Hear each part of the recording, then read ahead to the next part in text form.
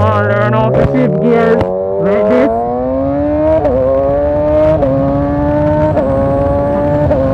Or you want to learn how to downshift like this. Or you want to upshift like this. Upshift.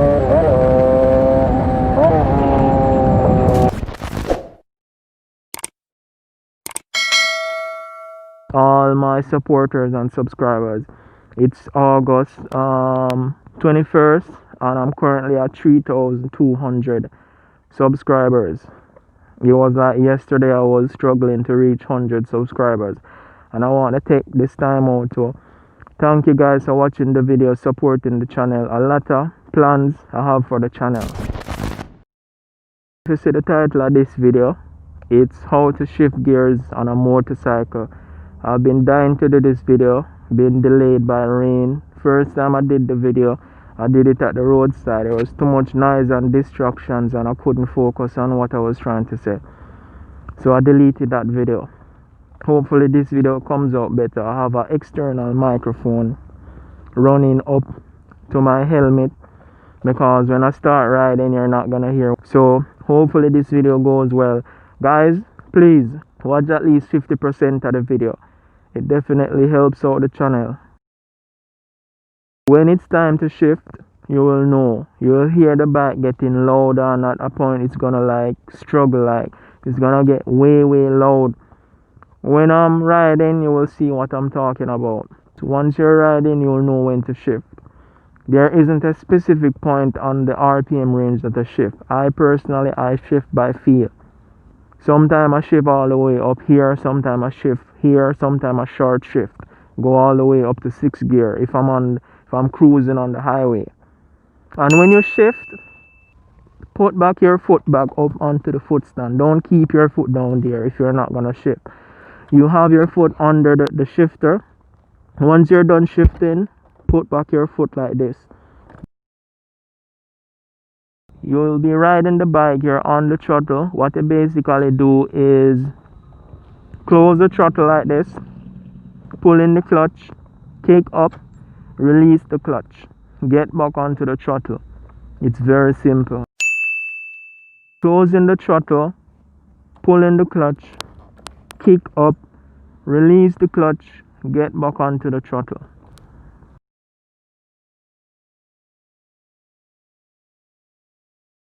Now, once I get on the road, I'm gonna show you that, guys. I'm in 1st gear now. You hear the bike getting louder and louder and louder. It's time to shift. So you close the throttle, pull the clutch in, kick up, release the clutch, get back onto the throttle. Pull the clutch in, kick up, release the clutch, get back onto the throttle. Very easy. And guys, I'm deliberately doing all of this slowly. It shouldn't take you that long to change one gear. You don't even really need the clutch, which I'll show you that in a bit. Now look at the clutch. This is how fast you're gonna release the clutch.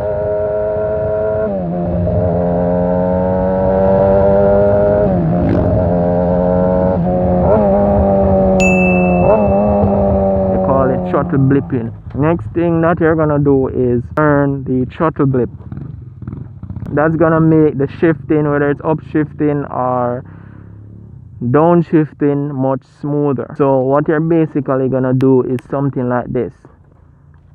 With the throttle, just rev it like this. You're not gonna rev it and hold, you just blip it like this. They call it throttle blipping, where you just blip it for a moment and then you change the gear. If you're a beginner and you're learning how to ride, you're gonna need to perfect the throttle blip, because you're gonna need that for rev matching, which I'm gonna show you later on in the video how to do that. So the upshifting action with the throttle blip is like this. The first step would be to come off the throttle, pull the clutch in. When you have the clutch pulled in, you give it like a little blip and then kick up, then release the clutch. So you're riding, it's time to shift. Come off the throttle, pull the clutch in, blip, kick up, release the clutch. As I said, shifting a gear shouldn't take you more than 1 second. The throttle blip, you don't have to use the throttle blip when you're shifting up, but the reason why I'm teaching you the throttle blip is you use it for rev matching. So while you're there getting used to your new bike, get used to the throttle blip action because you're gonna need it for rev matching. So might as well just learn it from now. The throttle blip action now. You would come off the throttle, pull the clutch in, give it a little rev and then release the clutch. So it's basically like that. Very easy.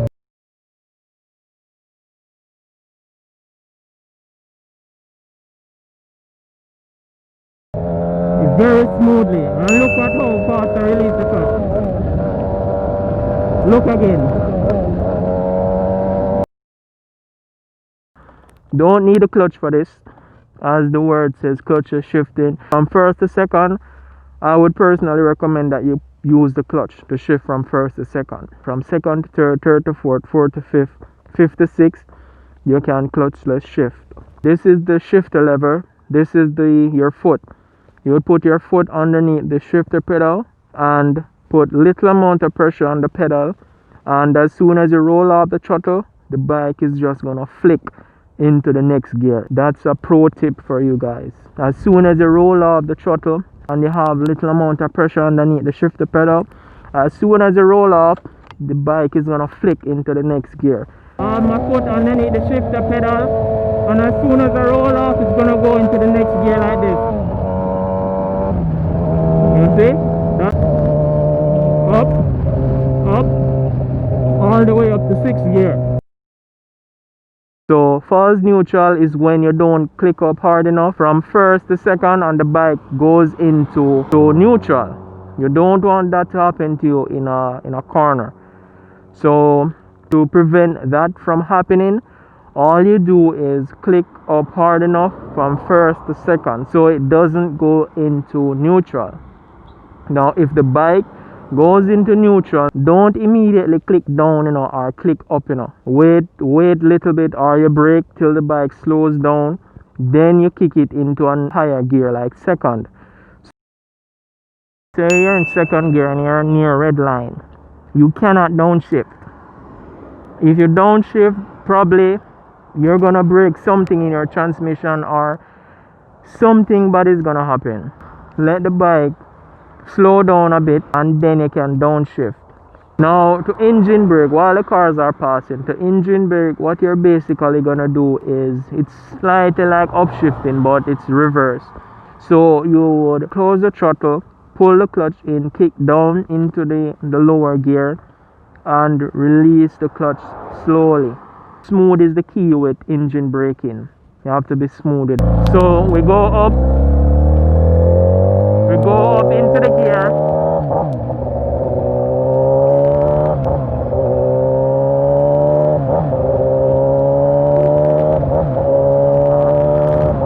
Alright.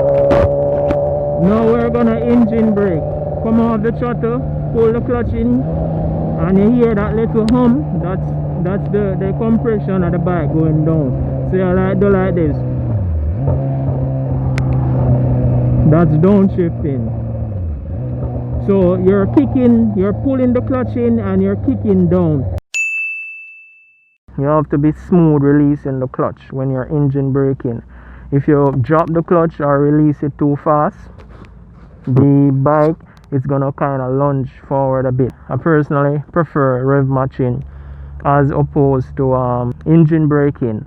Say you're in an emergency and you're in 5th gear. You don't have to be like this, like come out the throttle, kick down, release the clutch, kick down, release the clutch, kick down.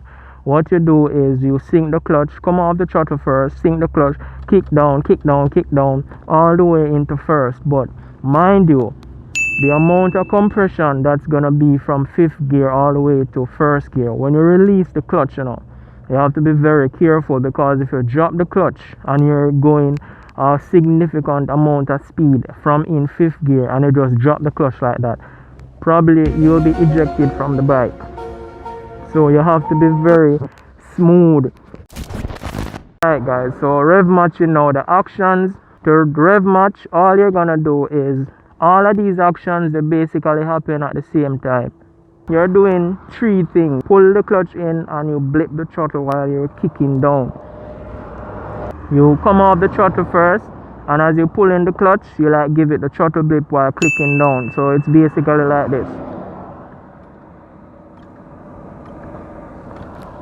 Challenge that you may have is the timing of all these three actions at the same time. So in order to get it right, practice your timing. So I'm gonna go out on the road and show you exactly how it's done.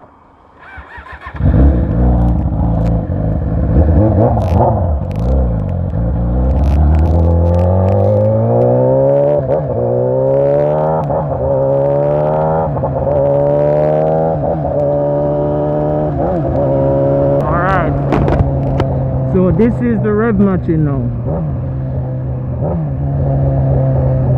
As I said before, you're doing three actions at the same time. I'm clicking down like this, pulling the clutch in, kick down, and give it the throttle blip, which I showed you guys how to do earlier. And that's basically rev matching. The only challenge you will have is the timing of all the three actions. You're basically doing the three actions all at the same time. So that's rev matching. If I left out anything, if you have any questions, just go to any of these social media links and you can shoot me a DM there and I'll answer you. I'm very good at responding to your messages. I'm praying that this video, it comes out the way how I want it, because I spent a lot of time on this video. So guys, that's it. Signing off. Hope you guys enjoyed the video. Watch to the end. Subscribe, like, comment,